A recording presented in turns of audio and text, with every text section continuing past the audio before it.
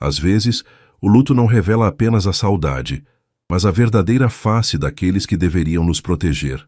Em Goiânia, sob o sol escaldante do cerrado, uma neta chora a perda da única pessoa que a amou de verdade, enquanto observa, horrorizada, a própria mãe transformar o inventário em um banquete de ganância. O que Ivone não sabia, e o que Thalita estava prestes a descobrir, é que a justiça de quem já partiu pode ser silenciosa, mas é absoluta. Prepare-se para uma história onde o sangue não garante lealdade, e onde um segredo guardado por quase 2 décadas em um envelope mudará o destino de uma família para sempre. Antes de começarmos essa história incrível, não se esqueça de curtir o vídeo, se inscrever no canal e contar pra gente nos comentários de onde você está ouvindo essa história. O sol de Goiânia não tinha piedade naquela tarde de terça-feira. O calor seco, típico do nosso cerrado, parecia pesar sobre os meus ombros, misturando-se ao peso do luto que eu ainda tentava processar. Fazia apenas 10 dias que havíamos enterrado minha avó, Dona Adelaide, e a casa dela, no setor sul, já não parecia mais o refúgio de paz que foi durante toda a minha infância. O cheiro de lavanda e café fresco, que sempre foi a marca registrada daquele lugar, estava sendo substituído pelo cheiro acre de poeira levantada e o odor de mofo das caixas de papelão que minha mãe, Ivone, empilhava freneticamente na sala de estar. Eu estava sentada no sofá de veludo desgastado, observando o rastro de destruição emocional que Ivone deixava por onde passava. Ela não chorava. Desde o enterro, seus olhos não buscavam consolo, mas sim etiquetas de preço e certificados de autenticidade. Adelaide tinha sido uma mulher elegante, de posses discretas, que guardava a história de nossa família em cada móvel de madeira maciça e em cada peça de cristais que herdara de seus próprios pais. Para mim, aquelas coisas eram memórias. Para Ivone, eram ativos financeiros. Thalita, não fique aí parada com essa cara de quem viu um fantasma. Minha mãe disparou, sem tirar os olhos de um jogo de jantar de porcelana inglesa que ela envolvia em plástico bolha de forma bruta. O caminhão de mudança chega. Amanhã cedo. Se a gente não separar o que presta agora, os seus tios vão querer vir aqui fiscalizar e levar o que é meu por direito. Eu respirei fundo, sentindo o ar seco arranhar minha garganta. O barulho do plástico bolha estourando soava como tiros no silêncio daquela casa que outrora fora tão harmoniosa. Seu por direito, mãe? Perguntei, a voz embargada pela indignação. A vovó morreu há 10 dias. O inventário nem começou. Você está literalmente limpando a casa antes mesmo de a alma dela descansar. Ela disse especificamente que queria que as joias de esmeralda ficassem comigo. Ela me prometeu isso no meu aniversário de 18 anos. Ivone parou o que estava fazendo e me encarou com aquele olhar gélido que sempre me fazia sentir pequena. Ela ajeitou os cabelos loiros tingidos, perfeitamente escovados apesar do calor de 35 graus, e soltou uma risada curta e seca. Promessas de beira de cama de hospital não valem nada, e minha filha. Adelaide já estava senil, falava qualquer coisa para agradar. Como filha única, eu tenho a responsabilidade de gerir esse patrimônio. Ela queria que eu ficasse com tudo porque sabe que eu sou a única que tem cabeça para não gastar tudo em bobagem. Essas joias vão ser vendidas para pagar as dívidas que o seu pai deixou antes de sumir no mundo. É uma questão de sobrevivência, não de sentimentalismo barato. Eu senti uma náusea súbita. As esmeraldas não eram sobre dinheiro. Eram o símbolo da conexão que eu tinha com a única mulher que realmente me criou, enquanto Ivone estava ocupada demais, tentando manter as aparências em jantares na alta sociedade goiana. Adelaide me ensinou a ler naquele jardim, entre os pés de manga e as orquídeas que ela cuidava com tanto zelo. Ivone, por outro lado, estava agora arrancando os vasos do lugar, deixando marcas de terra no piso de taco que Adelaide tanto se orgulhava de manter brilhando. Durante horas, eu assisti àquele saque. Vi Ivone esvaziar o cofre da parede, atrás do quadro do Porto de Santos, levando maços de notas antigas, libras esterlinas que a vovó guardava para emergências e, claro, a caixa de veludo azul que continha as esmeraldas. Cada vez que ela colocava algo dentro de sua bolsa de grife, uma parte de mim se quebrava.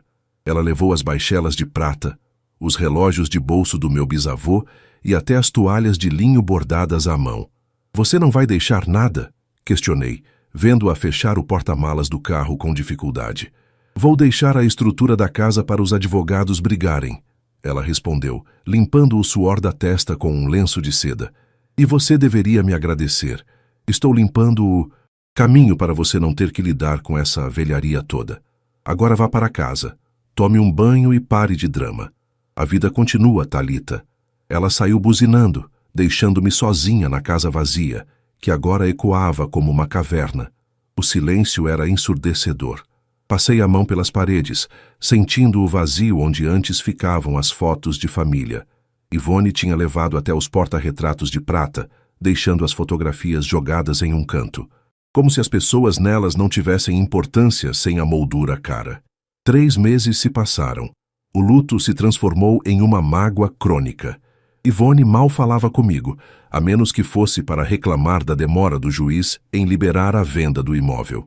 Eu tentava seguir minha rotina no escritório de arquitetura, mas a sensação de injustiça me perseguia, até que, em uma manhã de segunda-feira, meu celular tocou. Era um número fixo, com o prefixo de Goiânia. Alô, gostaria de falar com a senhorita Thalita Albuquerque. Uma voz masculina, extremamente formal e polida, soou do outro lado. É ela. Quem fala? Aqui é o Dr. Marcelo, gerente da área de custódia de valores do Banco do Estado. Peço desculpas pela abordagem direta, mas estamos revisando alguns contratos antigos de aluguel de cofres de segurança. Consta em nosso sistema que a senhora Adelaide Albuquerque abriu um compartimento em seu nome, e senhorita Thalita, no ano de 2005. Meu coração falhou uma batida. O ar-condicionado do escritório pareceu congelar meu sangue. Em meu nome? Minha voz saiu num sussurro, mas minha mãe disse que já tinha limpado todos os cofres. Este cofre específico possui uma cláusula de usufruto exclusivo e transferência automática em caso de óbito da titular original, desde que a beneficiária tivesse atingido a maioridade. Como a senhora tem 24 anos, o acesso é imediato. A senhora Adelaide pagou as taxas de manutenção por 20 anos antecipadamente. A senhora gostaria de agendar uma visita para a abertura e conferência do conteúdo? Eu não conseguia processar a informação. 2005. Eu tinha apenas 5 anos naquela época. Minha avó já planejava algo, muito antes de Ivone mostrar suas garras de forma tão definitiva. Eu estou indo agora, eu disse, pegando minha bolsa e saindo sem dar explicações ao meu chefe. Dirigi até o centro da cidade com as mãos tremendo no volante. O prédio do banco era uma construção imponente de mármore e vidro. Fui conduzida ao subsolo, um lugar frio, silencioso e blindado, que cheirava a metal e ozônio. O Dr. Marcelo me acompanhou até uma sala privada, onde uma pequena caixa metálica esperava sobre a mesa. A chave original estava em posse da sua avó, mas como? A senhora é a titular direta. Procedemos com a abertura autorizada, explicou o gerente, antes de se retirar e me deixar a sós com o segredo de Adelaide. Minhas mãos suavam. Eu esperava pilhas de dinheiro, talvez mais joias escondidas da ganância de minha mãe. Mas quando abri a tampa pesada, o que vi foi algo muito mais simples, porém devastador. O cofre estava quase vazio. No fundo, havia apenas um envelope de papel pardo, lacrado, com cera, e uma pequena chave de ouro pendurada em um cordão de cetim. Peguei o envelope. Estava pesado. Na frente, a caligrafia elegante e firme de minha avó dizia: para Thalita, o que a ganância não pode comprar, mas a justiça pode garantir. Abri o lacre com cuidado. Dentro, não havia diamantes. Havia documentos, escrituras originais que eu nunca vira antes, recibos de depósitos em contas no exterior e uma carta manuscrita, detalhando cada centavo que Ivone havia desviado da empresa da família nos últimos 10 anos, muito antes da vovó adoecer. E, no fundo do envelope, uma pendrive preta. Ao ler as primeiras linhas daquela carta, percebi que a vovó sabia de tudo. Ela sabia que Ivone era um monstro de vaidade, e ela tinha me dado naquele envelope que cabia na palma da minha mão O poder de destruir o império de aparências que minha mãe construiu sobre o pau, cadáver de sua própria honestidade. Aquilo valia muito mais do que as esmeraldas. Era o roteiro da minha vingança. Saí do banco com um envelope pardo apertado contra o peito, como se ele fosse um escudo contra o mundo exterior. O sol do meio-dia em Goiânia estava no seu ápice, transformando o asfalto da Avenida Goiás em uma chapa quente que fazia o ar tremular. Entrei no meu carro, um modelo popular que eu ainda pagava com dificuldade, e liguei o ar-condicionado no máximo, mas o frescor demorou a chegar. Meus olhos estavam fixos no porta-luvas, onde guardei a pequena chave de ouro e o pendrive.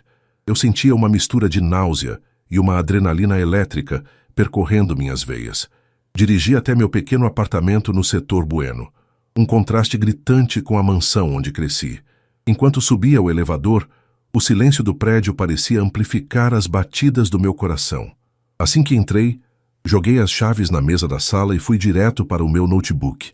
Minhas mãos tremiam tanto que errei a senha 2 vezes. Quando finalmente o sistema destravou, inseri o dispositivo preto. O som metálico do clique, ao conectar, parecia o gatilho de uma arma sendo puxado.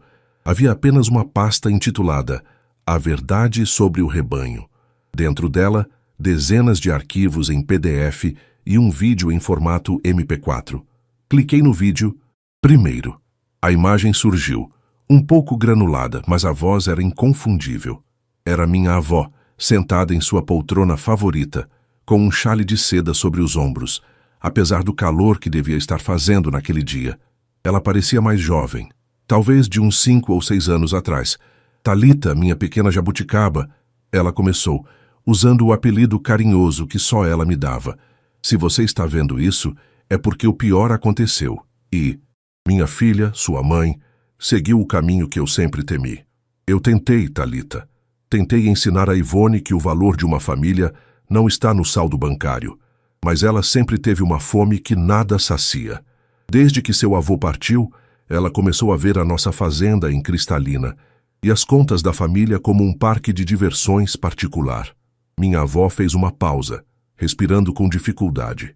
Eu podia ver a tristeza em seus olhos claros. É o que você encontrará nesses documentos. São os comprovantes de que Ivone não apenas gastou o que não era dela, mas ela ativamente falsificou minha assinatura para transferir a titularidade da Fazenda Santa Adelaide para uma empresa de fachada no Panamá. Ela achou que eu estava senil, que eu não percebia as idas e vindas dos advogados que ela trazia quando achava que eu estava dormindo. Mas eu sempre fui mais esperta que ela. Eu fiz uma contramanobra. A escritura que ela tem em mãos agora é nula. Eu transferi a propriedade real para um fundo de investimento que só pode ser acessado por você, através dessa chave que deixei no cofre. O envelope contém a prova da fraude dela. Use isso com sabedoria, minha neta. Não por vingança pura, mas por justiça. Recupere o que é seu e não deixe que ela destrua o legado que seu bisavô construiu com tanto suor naquele chão vermelho. O vídeo terminou. Eu fiquei encarando a tela preta por longos minutos, sentindo as lágrimas escorrerem quentes pelo meu rosto. A vovó sabia. Ela passou os últimos anos da vida vendo a própria filha conspirar contra ela e teve que esconder isso de mim para me proteger até que estivesse pronta. Comecei a abrir os PDFs. Era estarrecedor. Ivone tinha desviado quase 3 milhões de reais ao longo de uma década. Ela usava laranjas, funcionários antigos da fazenda, que ela chantageava ou subornava com migalhas. O barulho do meu celular vibrando sobre a mesa de madeira me deu um susto. Era uma mensagem de Ivone no WhatsApp. Talita, acabei de aceitar uma oferta pela casa do setor sul. Um grupo de incorporadoras vai construir um prédio de luxo lá. Vou dar um jantar de comemoração hoje no restaurante Piquiras, no Flamboyant.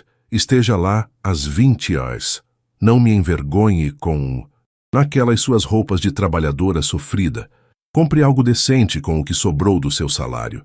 Senti um gosto amargo na boca. Ela ia vender a casa da vovó, o lugar onde guardamos cada memória feliz. E ainda tinha a audácia de me humilhar. Olhei para o envelope pardo e para a pequena chave de ouro. A vingança, para ser bem feita, precisava de calma. Eu não podia simplesmente ir à polícia agora. Ivone tinha contatos, advogados, caros e uma rede de influências na elite goiana que a protegeriam de qualquer acusação comum. Eu precisava de alguém que entendesse de leis, mas que tivesse o mesmo desprezo por Ivone que eu agora sentia. Lembrei-me do Dr. Fausto Magalhães. Ele foi o advogado pessoal do meu avô por 40 anos e foi escanteado por Ivone assim que ela assumiu os negócios.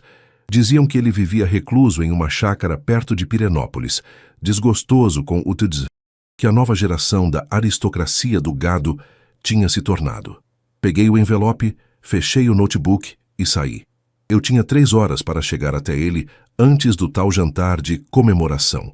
A estrada para Pirenópolis estava cheia de caminhões. O cheiro de diesel e terra seca invadia o carro. Quando finalmente cheguei à entrada da chácara de Dr. Fausto, o sol já começava a se pôr, pintando o céu de um laranja quase violento. O portão de doites ferro rangeu ao abrir. Encontrei o velho advogado sentado em uma varanda, tomando um suco de caju gelado e olhando para o horizonte. Doutor Fausto? Chamei, aproximando-me com cautela.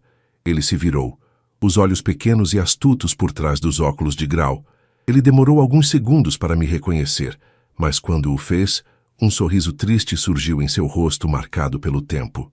Talita, você tem os olhos da Adelaide.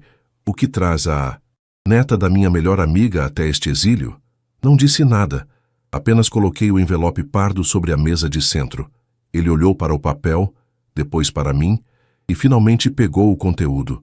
Conforme ele lia os documentos e analisava os extratos, o silêncio na varanda era quebrado apenas pelo canto das cigarras. O rosto dele foi se transformando. A apatia de aposentado deu lugar ao brilho do predador jurídico que ele um dia foi. Sua mãe foi descuidada, ele murmurou, batendo o dedo em um dos recibos de transferência. Ela achou que o crime perfeito existia porque ninguém teria coragem de olhar debaixo do tapete da grande Ivone Albuquerque. Mas Adelaide... Adelaide deixou o fio da meada todo aqui. Se jogarmos isso no sistema certo, Talita, sua mãe não perde apenas a fazenda. Ela perde a dignidade, os bens e, com um pouco de sorte, a liberdade. Eu não quero. Só o dinheiro de voltas, Dr. Fausto, eu disse, a voz firme como nunca esteve. Eu quero que ela sinta o que eu senti quando a vi empacotando os cristais da vovó como se fossem lixo. Eu quero que ela veja o império dela desmoronar diante das mesmas pessoas para quem ela tanto gosta de se exibir. O velho advogado deu um gole no suco de caju, limpou os lábios com um lenço de pano e me olhou seriamente. Então você terá que ir a esse jantar, hoje. Sorria, seja a filha submissa. Deixe que ela assine a intenção de venda com a incorporadora diante de todos. No momento em que a caneta tocar o papel, nós daremos o checkmate. Mas esteja avisada, depois que começarmos, não haverá volta. Ivone vai odiar você com cada fibra do ser dela. Ela nunca me amou de verdade, meu doutor Fausto. O ódio dela é um preço pequeno a pagar pela paz da minha avó. Voltei para Goiânia em transe.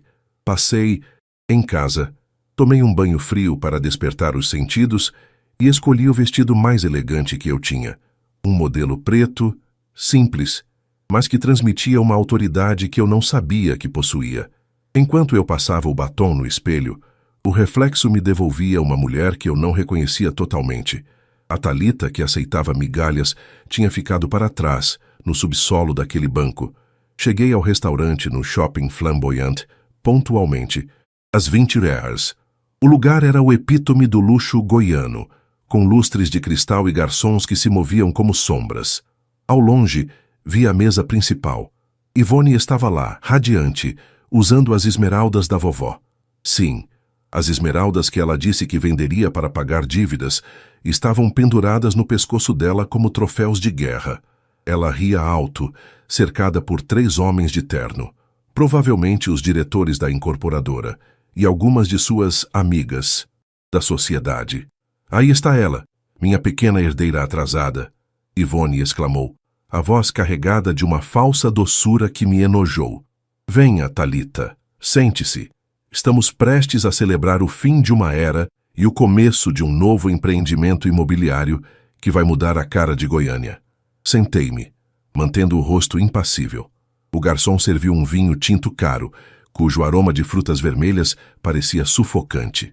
Yvonne colocou um contrato sobre a mesa, ao lado de uma caneta Montblanc cravejada de pequenos brilhantes.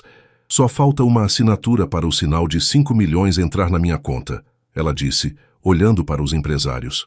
E então, a mansão dos Albuquerque dará lugar à Torre Imperial Adelaide, uma homenagem justa à minha mãe, não acham? Eu olhei para o contrato. O Dr. Fausto já estava a postos. Eu sabia disso. Ele estava no estacionamento, esperando o meu sinal via celular. Senti o peso da pequena chave de ouro na minha bolsa de mão.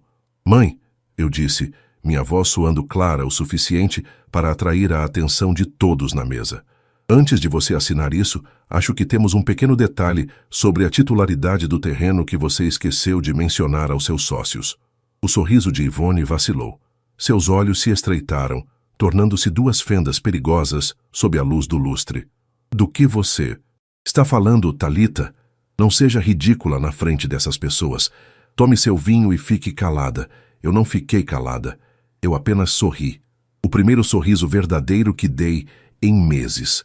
O silêncio que se seguiu à minha frase foi tão denso que parecia palpável, abafando até o tilintar suave das taças de cristal ao nosso redor. Yvonne me encarava com uma mistura de escárnio e uma fúria contida, as mãos apertando a caneta Montblanc com tanta força que os nós dos dedos estavam brancos. Os 3 diretores da incorporadora, homens de meia idade com ternos sob medida e sorrisos de comercial de banco, trocaram olhares desconfortáveis. O mais velho deles, um senhor de cabelos prateados chamado Dr. Hélio, limpou a garganta, visivelmente afetado pela mudança repentina de temperatura na mesa. Detalhe sobre a titularidade, Thalita. Yvonne soltou uma risada nasalada, forçando uma descontração que seus olhos injetados negavam. Me desculpem, senhores. Minha filha herdou o lado dramático da família. Ela ainda não superou a perda da avó e, às vezes, confunde a realidade com os livros de arquitetura dela.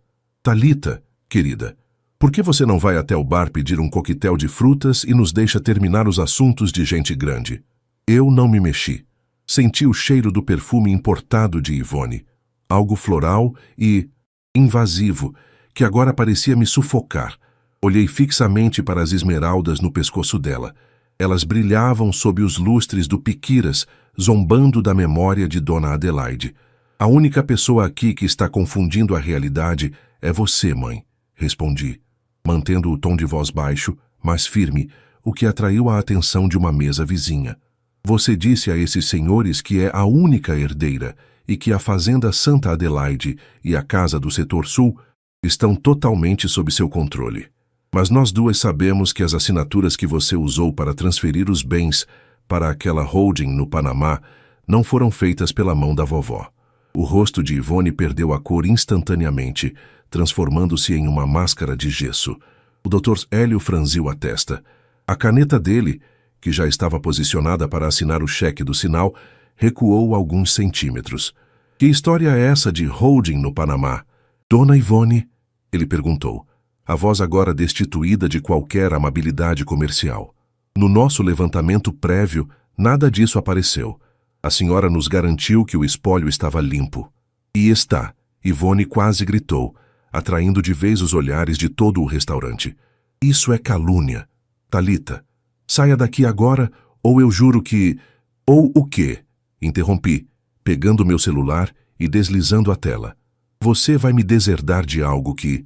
Você já roubou? Ou vai chamar a polícia? Porque, se quiser, eu mesma posso agilizar o processo. Dr. Fausto, pode vir, por favor. Yvonne estancou. O nome Fausto parecia ter o poder de uma invocação sombria para ela. Quando a figura alta e curvada do velho advogado apareceu na entrada do restaurante, caminhando com o auxílio de sua bengala de madeira escura, o burburinho do local pareceu desaparecer. Ele não usava um terno moderno, como os empresários. Vestia um conjunto de linho bege, clássico, com a elegância de quem não precisa provar nada a ninguém.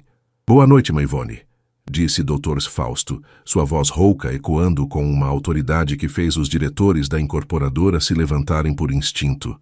Vejo que o jantar de comemoração estava animado. Infelizmente, tenho que interromper a sobremesa. Você deveria estar aposentado, Gagá. Ivone sibilou, mas sua voz tremeu. O que está fazendo aqui com essa garota? Fazendo o que deveria ter feito há 10 anos, protegendo o legado do meu velho amigo e da senhora Adelaide. Fausto colocou uma pasta de couro sobre a mesa, bem em cima do contrato de venda. Senhores da incorporadora, eu sou o administrador legal do Fundo de Proteção Familiar Albuquerque, estabelecido pela senhora Adelaide Albuquerque, em 2005. Este documento aqui, ele puxou uma folha com selos notariais dourados. É a prova de que qualquer tentativa de venda deste imóvel ou da fazenda sem a anuência da beneficiária principal, senhorita Thalita Albuquerque, é nula de pleno direito. Um dos empresários pegou o documento, lendo-o com avidez. O doutor Célio olhou para Ivone com um desprezo que eu nunca esquecerei. A senhora tentou nos vender um ativo em litígio de fraude. Hélio disse, levantando-se. Isso é crime. Federal Sats, Ivone. Nossa empresa não coloca o nome em sujeira de família. O negócio está cancelado. Não, Hélio, espere. Ivone tentou segurar o braço dele, mas ele se esquivou como se ela tivesse uma doença contagiosa.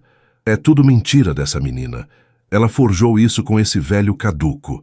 Os empresários saíram apressadamente, deixando para trás um rastro de indignação e a conta aberta de um vinho de R$1.000 que ninguém terminou de beber.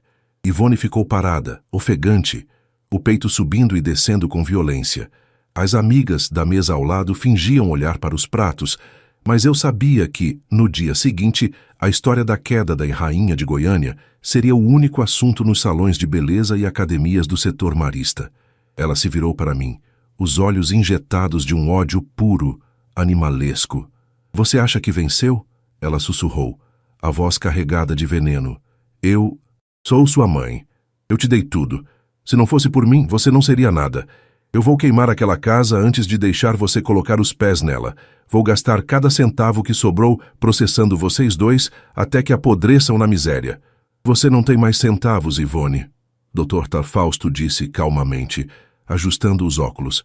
Como parte da investigação de fraude que a Thalita autorizou hoje à tarde, as contas ligadas ao seu CPF e à empresa de fachada foram bloqueadas preventivamente por ordem judicial. O que você tem agora é o que está nessa bolsa e as joias que você roubou da sua mãe. Ivone levou a mão ao pescoço, tocando as esmeraldas como se procurasse segurança nelas. Vocês não podem fazer isso. Ela começou a chorar, mas não era um choro de arrependimento. Era o choro da criança mimada que perdeu o brinquedo caro. Thalita, por favor, eu fiz tudo. Por nós, para garantir o nosso futuro. Não, mãe, você fez tudo pela sua vaidade, respondi, sentindo uma paz estranha começar a florescer, onde antes só havia dor. A vovó deixou um vídeo para mim. Ela viu você roubando. Ela viu você planejando interná-la em uma clínica para ficar com a fazenda. Ela me contou tudo. O envelope que eu peguei no cofre hoje não tinha apenas escrituras. Tinha a confissão dos seus laranjas. Eles já falaram com o Dr. Fausto. Eles não querem ir para a cadeia por sua causa. Ivone desabou na cadeira, as mãos cobrindo o rosto. O restaurante agora estava em um silêncio sepulcral. Eu me levantei, peguei minha bolsa e olhei para o Dr. Fausto, que me deu um aceno encorajador com a cabeça. Amanhã, às 8 da manhã, o chaveiro estará na casa do setor sul, eu disse, olhando para o topo da cabeça de Ivone. Eu quero todas as suas coisas. Fora de lá até o meio-dia. E quanto às esmeraldas, pode ficar com elas por enquanto. Você vai precisar de algo para empenhar quando tiver que pagar os advogados de defesa. Saí do restaurante sem olhar para trás. O ar da noite goiana, embora ainda quente, parecia mais leve, mais limpo. Eu não sentia a alegria triunfante que imaginei que sentiria. Sentia apenas um alívio profundo, como se tivesse finalmente removido um espinho que estava cravado na minha alma desde os 5 anos de idade. Dr. Fausto me acompanhou até o carro no estacionamento do shopping. Você foi corajosa, Thalita. Sua avó estaria orgulhosa, mas saiba que a batalha jurídica está apenas começando. Ela vai lutar sujo. Eu sei, Dr. Fausto. respondi, abrindo a porta do carro. Mas agora eu tenho as armas certas e, mais importante, eu tenho a verdade. Enquanto dirigia de volta para o meu apartamento, vi as luzes de Goiânia brilhando intensamente.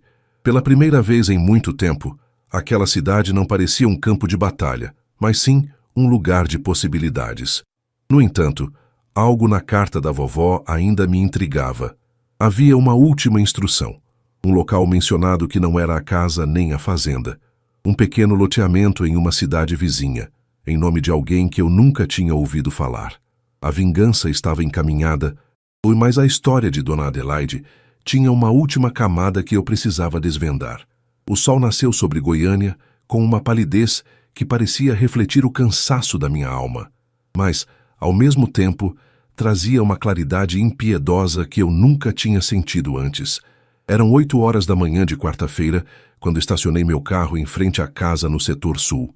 O silêncio da rua arborizada era quebrado apenas pelo canto insistente das cigarras e pelo som metálico do chaveiro, trabalhando na fechadura da entrada principal.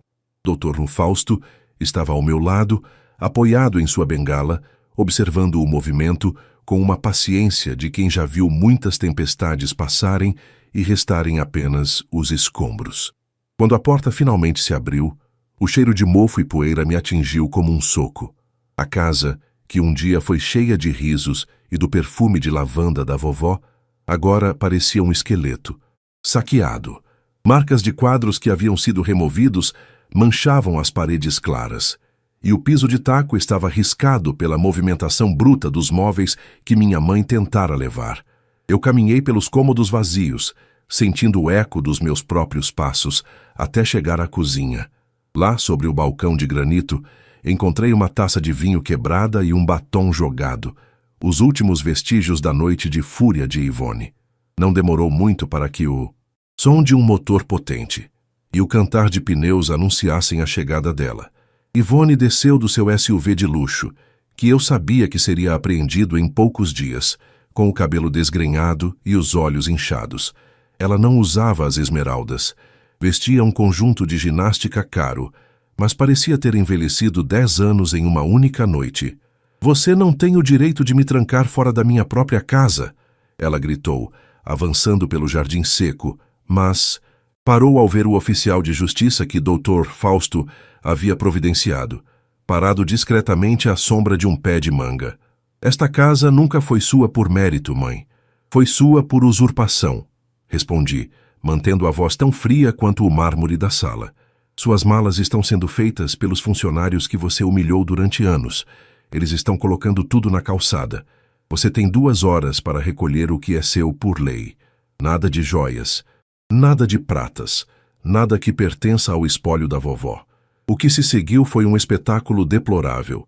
Vi a mulher que sempre se orgulhou da sua classe e estirpe berrar insultos, chorar de forma teatral e, por fim, implorar. Ela tentou se ajoelhar, tentou dizer que estava doente, que tinha feito tudo por amor a mim, mas eu olhava para ela e via apenas o vídeo da vovó, a voz trêmula de Adelaide, descrevendo como Ivone tentava convencê-la de que estava louca. A justiça dói, mas a verdade liberta. Quando o último caminhão de mudança improvisado partiu, levando apenas as roupas e objetos pessoais de Ivone, um silêncio de paz finalmente se instalou sobre a propriedade. Mas a história ainda não tinha acabado. Eu precisava desvendar o último segredo do envelope pardo. Peguei a pequena chave de ouro e o endereço que a vovó mencionara em sua última instrução.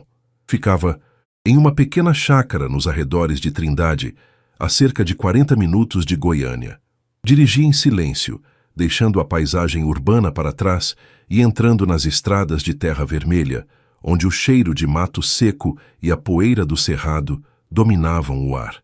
Ao chegar ao local, encontrei um portão de madeira simples com uma placa esculpida à mão. Recanto de Adelaide. Não era um condomínio de luxo ou uma fazenda produtiva. Era um pequeno refúgio, cercado de flores do campo e um pomar impecável. Um homem de meia idade, com mãos calejadas e um sorriso bondoso, veio ao meu encontro. Seu nome era Geraldo.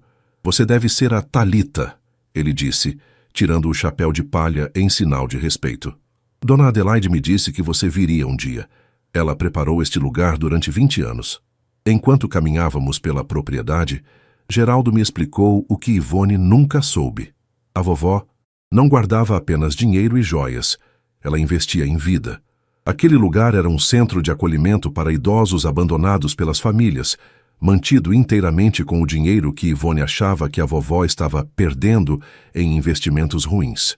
A vovó sabia que, se Ivone descobrisse, fecharia o lugar no dia seguinte para transformar a terra em loteamento. Ela deixou um último envelope com o Geraldo. Explicou o Dr. Fausto que havia me seguido em seu próprio carro. É a doação definitiva da Fazenda Santa Adelaide para um fundo que garantirá que este refúgio nunca feche as portas. E a gestão do fundo, Thalita, pertence a você. Senti minhas pernas fraquejarem. A vingança que eu buscava contra minha mãe tinha se transformado em algo muito maior. Eu não tinha apenas recuperado a fortuna. Eu tinha herdado a humanidade da minha avó. Ivone queria o ouro, mas Adelaide me deu o propósito. Os meses seguintes foram de uma reconstrução árdua. Ivone enfrentou o processo judicial por fraude e falsidade ideológica, sem dinheiro para os advogados caros de antes, já que suas contas foram bloqueadas para ressarcir os danos ao espólio. Ela teve que aceitar um defensor público. A elite de Goiânia, como eu previra, virou as costas para ela no instante em que o escândalo estourou. Vi fotos dela em colunas, sociais de baixa categoria, vivendo em um apartamento minúsculo na periferia, tentando vender cosméticos por catálogo para sobreviver. Ela ainda me mandava mensagens de ódio, que eu nunca respondia. O ódio era o único combustível que restava a ela. O meu agora era o trabalho. Eu assumi a reforma da Casa do Setor Sul, não para vendê-la, mas para transformá-la na sede administrativa da Fundação Adelaide Albuquerque. As esmeraldas, eu as recuperei em uma casa de penhores, onde Ivone as deixara por uma fração do valor real. Elas agora ficavam guardadas não em um cofre escuro, mas em uma vitrine na entrada da fundação, como um lembrete de que o brilho mais puro é aquele que vem da justiça. Em uma tarde de domingo, voltei à Fazenda Santa Adelaide em Cristalina. O sol estava se pondo, tingindo as plantações de um dourado quase místico. Sentei-me na varanda, a mesma onde vovó costumava tomar seu café, e senti o vento fresco do cerrado balançar as cortinas de renda. Eu tinha 24 anos, uma fortuna nas mãos e o nome da minha família limpo de novo. Mas o que me trazia paz era saber que, em algum lugar de Trindade, um grupo de velhinhos teria um jantar digno e um teto seguro naquela noite. Tudo porque uma mulher decidiu que o amor era mais forte que a ganância de sua própria filha. Olhei para a pequena chave de ouro em minha mão, agora apenas um símbolo de uma porta que se fechou para o passado e se abriu para o futuro. Eu tinha conseguido minha vingança, não destruindo Ivone fisicamente, mas tornando-a irrelevante diante da grandeza do que a vovó construiu. A justiça de Dona Adelaide estava completa, e eu, finalmente, podia respirar o ar puro da minha terra sem sentir o gosto amargo da traição. O ciclo de ganância dos Albuquerque tinha terminado comigo, e o ciclo de esperança estava apenas começando. Gostou dessa jornada de justiça e superação? Histórias como a da Thalita nos mostram que o caráter vale mais que qualquer conta bancária. Não se esqueça de deixar o seu like, compartilhar este vídeo com quem precisa de um pouco de inspiração e comentar aqui embaixo. O que você faria se descobrisse um segredo desses? Até a próxima história.